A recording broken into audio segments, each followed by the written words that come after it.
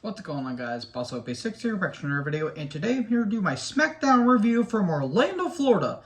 Well, this was certainly a Smackdown, wasn't it? We're on our way to SummerSlam, and the show was just kind of there, although the ending was a bit odd, interesting, and okay, they're doing this now, aren't they? So, let me know in the comment section below what you guys thought about this show. Michael Cole's in the ring, and the show is immediately done before it even starts. Okay, I'm just going to say right here, right now, you guys know how I personally feel about Michael Cole. He does it over the top and not in a endearing way. He feels like a nuisance. I will give credit where credit is due that he seems like he's having a good time along with Pat McAfee. Granted, Pat McAfee's carrying the commentary team, but I respect Cole for all the determination he's been through for the past 25 years, even though I shit on him as of lately, because let's be fair, he sucks at his job. He is doing the best he can. Yes, Vince is screaming in his ear, and yes, he says his heel stuff is obnoxious, but lately I've grown to actually appreciate Michael Cole for the stuff that he's done. So when he does the good stuff, I'm going to call out on it. But when he does the bad shit, I'm calling out on him as well. So, I'm going to give Michael Cole his fair share. Because I'll give him credit. I'll give the devil his due. Whenever he's with McAfee, he seems like a great time. He did a good job calling Bianca and Sasha Banks match at Mania 37. Even recently when Liv cashed in, that was a good moment.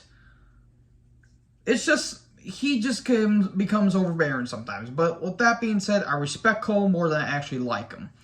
So, McAfee comes down. Hooray! Smackdown is now saved. And he's wondering what, I'm sorry for not being here for the past week, because ever since Money in the Bank, I got a tap at Corbin. We get a recap of what happened when Money in the Bank went off the air, when Corbin blindsided him, hit the end of days, and then last week, Corbin was on commentary because that's what we needed, along with Corey Graves. Yay! Just what we fucking need. We need Corey Graves on our television again. And he says that I only had a bruised neck, but nothing major. And he goes in the history where him and Corbin were actually roommates for the Colts.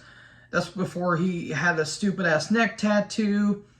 And he calls him an unsufferable douchebag. They'll do anything for a dollar. He keeps calling him Bull-Mass Corbin. This was some good stuff. McAfee's really firing up the crowd. He's really trying to sell his match against Corbin at SummerSlam, which could be actually a good match, because Corbin is good in the ring. He just doesn't have any personality. He doesn't have a character, really. That's not really his fault. They just haven't given him a chance to give him a character. And then Corbin's on the screen. He says, oh, from sitting in that chair last week, or it's being close to the WWE Universe, I contracted monkeypox, and he's got these like weird bumps all over his arm. Pat basically calls us bullshit. He introduces Liv Morgan. Hooray! The SmackDown Women's Champion's here. So Morgan comes down, we cut the break, and then we come back from break. It's Liv Morgan versus Natalya in a championship contenders match.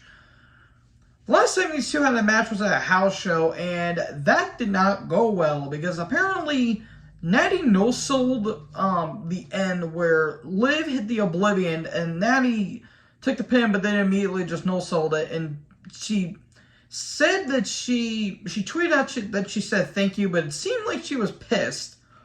I don't really blame her, in the sense that, in the way that WWE has been booking her, really. I'm not expecting her to go on like a 300-day title reign. I'm just saying that it feels like that she's just becoming an afterthought, because granted, she's been there for about almost 15 years at this point. So I can understand why she'll have a bit of a divish attitude. Not like Charlotte Flair level bad, but if it starts getting bad, then I might have to start calling that out. But I'm just saying, just due to bad creative, I can understand where Natalya's coming from. So, Natty and Liv had a match. It was a solid match. There was a slingshot into post. Liv sold it like she basically got shot. There was some good stuff, some good back and forth, and in the end, the Oblivion, and Liv wins. Cool, it's the setup her match against Ronda at SummerSlam. The Kayla Braxton, my God, Kayla Braxton. What's your momentum going into SummerSlam? Basically, Liv says I'll have to do whatever it takes to beat Ronda. I beat her before, I can beat her again. And I'll still be your new women's still be your SmackDown Women's Champion. Theory's backstage. Cool, Mr. Money in the Stink. And he basically does his typical dumb shit. And then Heyman shows up. Hello, Heyman, you tried. You desperately tried, did you? He says, think about it. You know, since I'm associated with the Tribal Chief, imagine cashing in on Brock Lesnar, or how about you join alliance with Roman Reigns? Don't cash it in on Roman, because eventually you'll get your moment in the sun. And then Theory says, yeah, nice try, Paul, but I'm going to cash in on Brock or Roman at SummerSlam. There's nothing you can do about it. Don't let Theory cash in, please. Then the Raiders music hit, but it's actually the New Day. They look like they were late to a LARPers meeting. This was stupid. I love the New Day, but they can even do some dumb shit not in a good way. This was beyond stupid. Then the Raiders eventually show up. They let the Raiders talk. That was cringy. Then they New Day say some things. Raiders come down, and all of a sudden, Shanky and Mahal attack from out of nowhere. How the hell did they not see Shanky, who's literally 7 foot tall? The dude literally stands out like a sore thumb. And then they attack Raiders, and there you go. So we get Walter and Martel are backstage, and we get a recap of Nakamura versus Martel, because and if Nakamura won, he would get a shot against Walter. And then after the match, Walter just chopped Martel to shit. Walter says there's no room for failures, yells at Martel and chops him. Man, the German yelling, or the Austrian yelling at the German, it's like World War II and never ended. Oh, I might get hate for that. So Aaliyah comes down. She's supposed to have a match with Lacey Evans. And then Lacey gets a video package on why she turned heel. Oh boy, this is where the show really started to tank, in my opinion. And it's a typical shit. She says she's not getting enough respect. And I wrote down the what chants are appropriate in this situation. This was pointless. This was utter pointless. The match never happened, by the way. That's kind of a continuation of this show. So yeah. We get a recap of Drew versus Sheamus last week, which it really didn't happen.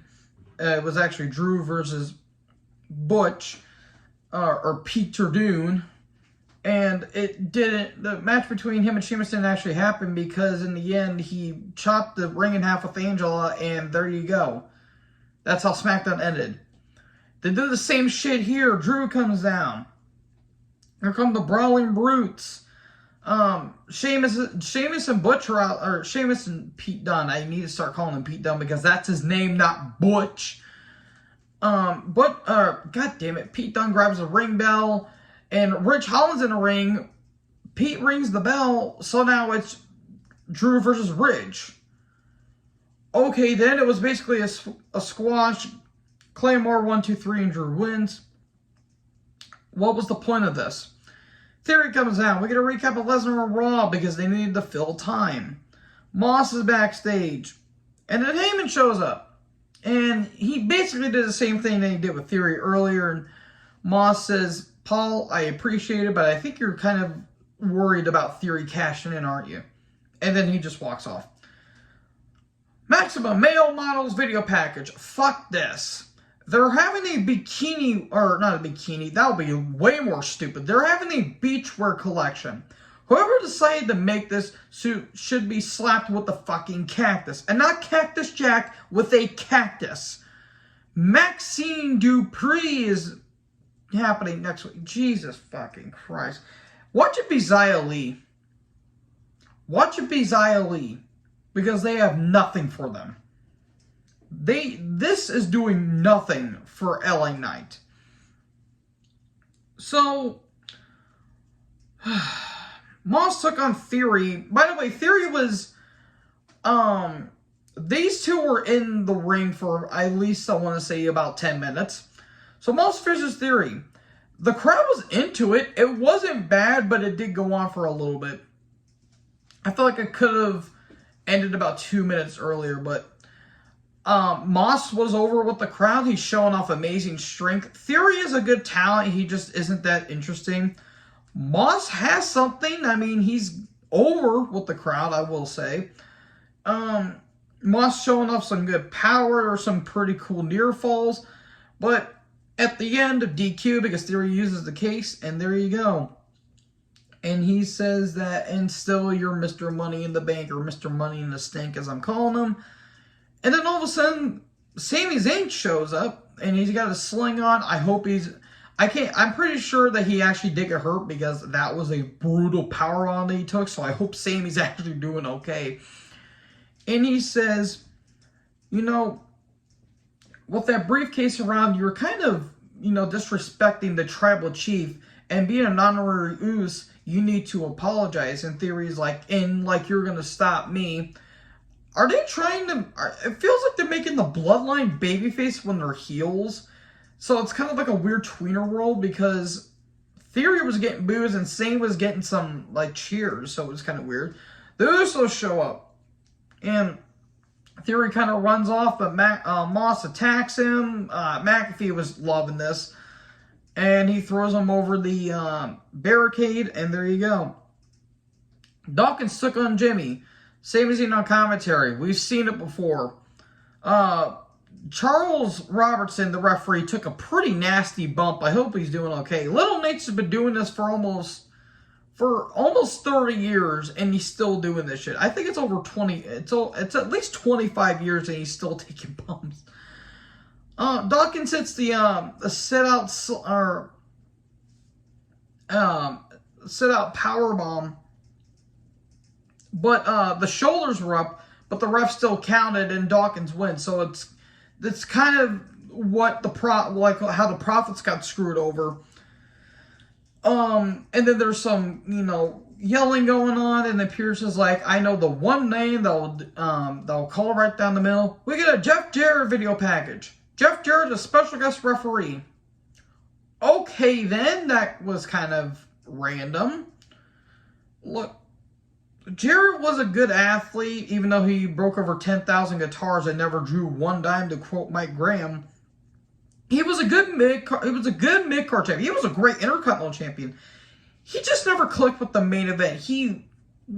It's kind of like with Triple H. He can always work with the top guys, but can never be the top guy. That's a very hot take and a very controversial opinion, but that's just me. Well, Triple H can actually sell tickets and house shows. But anyway, you're brawling twos, and there you go. We'll see you this Sunday at the Royal Rumble. So yeah, Smackdown wasn't terrible, but it also wasn't great either. So let me know in the comment section below what you guys thought about this show. Make sure to like, comment, subscribe. Tap the little bell for more notifications. Join the herd. I'll talk to you guys next video. Peace out.